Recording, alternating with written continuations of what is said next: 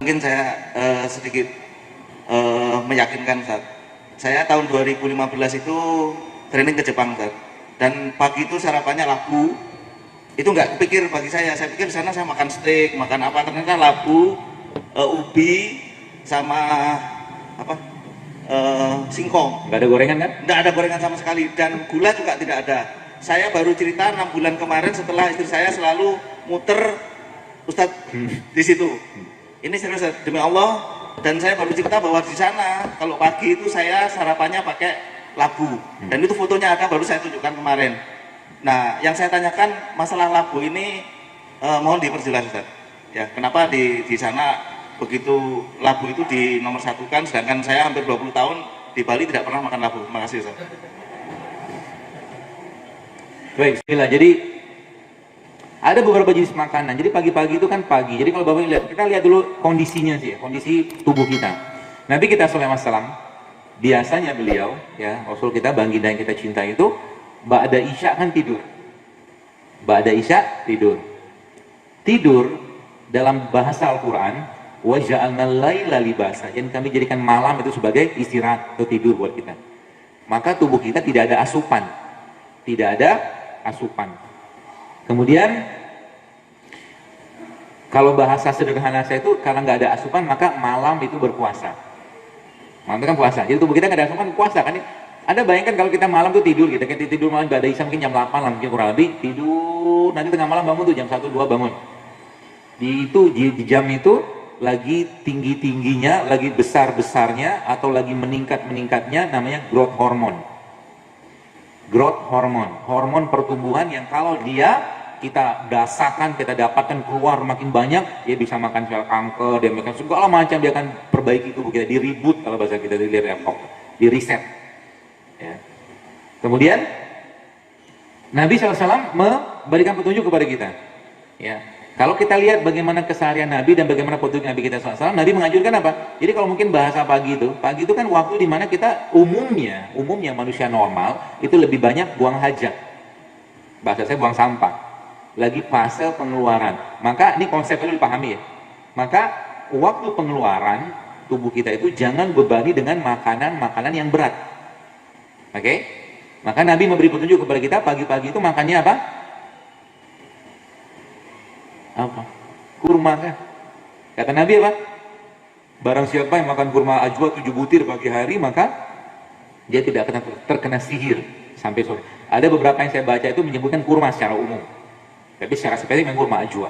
Ada doa di situ katanya. Tapi kurma secara umum itu adalah waktu terbaiknya kita makan pagi-pagi, 7 butir.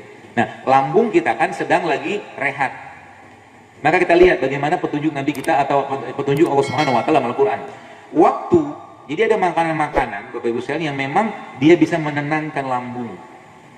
Waktu Nabi Yunus dikeluarkan Allah dari perut ikan besar itu, Allah ciptakan dan tumbuhkan kepada beliau alaihissalam sejenis pohon yang itu jenisnya labu gitu, dimakan oleh Nabi Yunus dalam kondisi nggak makan sekian lama.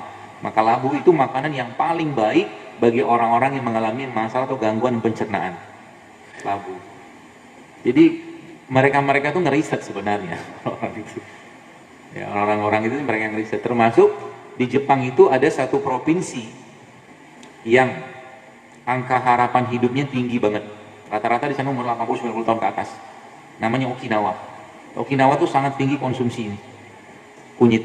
Karena kunyit merupakan salah satu anti-aging atau anti penuaan terbaik. Okinawa. Dan kalau Bapak Ibu membaca lagi, ada beberapa tempat di dunia di negara-negara itu yang namanya Blue Zone. Blue Zone itu adalah negara-negara yang tadi mereka angka penyakit dan angka harapan hidupnya itu angka penyakit rendah, angka harapan hidupnya tinggi.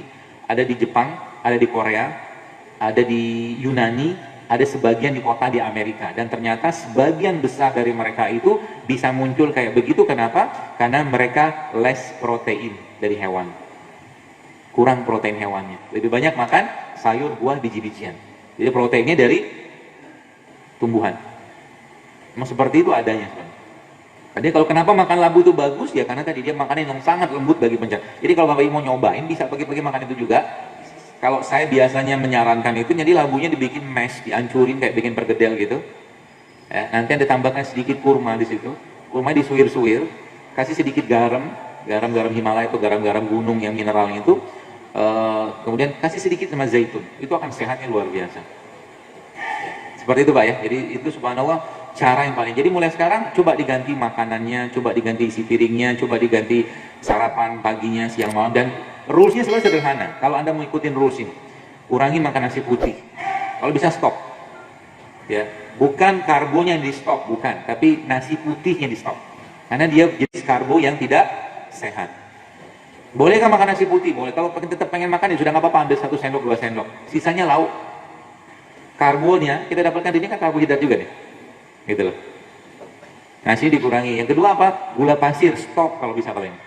Jadi jangan ada masuk gula pasir dalam segala bentuknya ke badan kita dalam 1 hari. Coba di badannya ditantang. Yang ketiga apa? Tepung.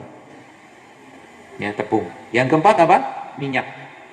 Kerjakan ini saja selama seminggu saja. Lihat apa yang terjadi. Nanti perlahan-lahan ngantuknya mulai hilang, badannya yang lemah lemas mulai terjadi perbaikan. Karena apa? Tubuh kita bisa memperbaiki dirinya. Kan dia dokter terbaik sebenarnya. Kalau apa? Kalau kita tidak masukkan pengganggu ke badan kita, pengganggu seperti itu.